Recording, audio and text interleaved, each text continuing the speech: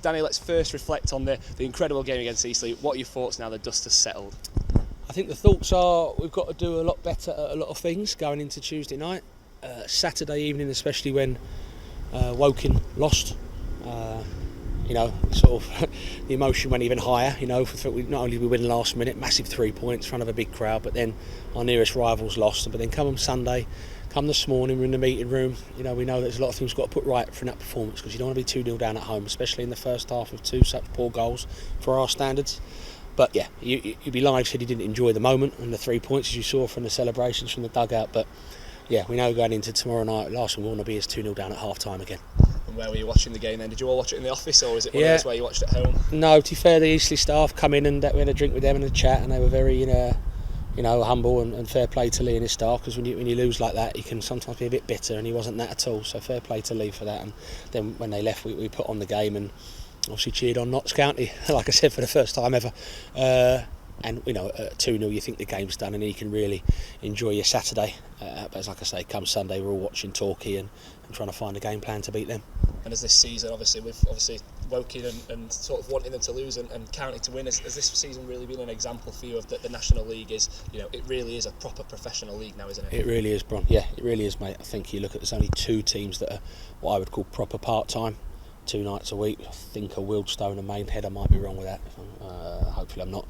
So it is a full-time league, professional. Look at the crowds. I mean, ourselves, Wrexham, Notts County, South End. These are teams that get Oldham, that get big crowds every single week. And yeah, it's the old argument we're going to continue to have. One going up it's not on, is it? But that's the way it is at the minute. And we're going to have to go up through the playoffs if we do it. Torquay obviously just hit form. What do you expect from them? Exactly that. A team in form, confidence. For me, they got one of the best strikers in the league, in Jarvis. He's young, he's powerful, and he'll want to cause us a threat. They've signed Frank Nublet as well recently. He's been around the block. This will just be another game for him in his long extinguished career. So 2 centre forwards up front who are going to certainly put themselves about. So we have to be ready for that challenge and that fight. And disappointingly, it took us too long to get to grips with Eastleigh, and we know that Torquay we've got to get to grips with them, not after 60 minutes but after 1 minute. Obviously expected another massive home crowd on Tuesday night against Torquay. It's giving you more of a taste game by game, isn't it, what a home playoff game in the semi-final could be like, providing we finish in 3rd place. Yeah, definitely. I think that we've got 2 big home games left.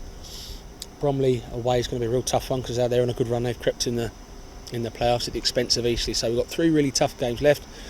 Despite the fact that results at home haven't been fantastic over the last month or so, we'd all much rather a home game in the playoffs than away. So as it stands, if the season was stopped now, we'd be extremely happy to finish 3rd and win 1 game to get to Wembley. But there's 9 points to play for, and we're not the only one who wants to win. We've got Woking right behind us as well, and they certainly won't give up. Has Dallas give you a lot of food for thought in the sort of office this week? Yeah, I think a few have really. I think if you looked at half time, it's the old saying, you could change any one of them if you could. You know what I mean? I don't think it was as extreme as that, but I think a lot of lads were not up to the standards they set themselves, because they've had such a good season as individuals, and at this time of the year you don't want any sort of standards to slip. And at half time, I think we'd all agree a lot of standards had slipped. So second half they turned it round, and that's what being successful is about, is having that courage and character and all those cliches that coaches and managers use to grab sort of victory from the sort of jaws of despair, and that's what they did. So you have to give the players credit for that. Everyone's very quick to throw the saying at them, once you cross the white line it's down to you when you lose. So when you turn around and win, you have to give them all a pat on the back. And what's your sort of message to the fans going into the fixture on Tuesday night? Just keep it up, keep turning up. You can't, when you I always go on the pitch after and clap the fans and shake the ref's hand, and when you look around and like you say, Ron, it's a National League home crowd. It's mad, really. It's madness. So yeah, keep turning up and listen. Let's not beat around the bush. We all end up at Wembley and take 30,000 down to Wembley. That's not, it's gone past saying let's take each game as it comes now. We're nearly there, and it's up to us now to try and get the next 9 points and secure that spot.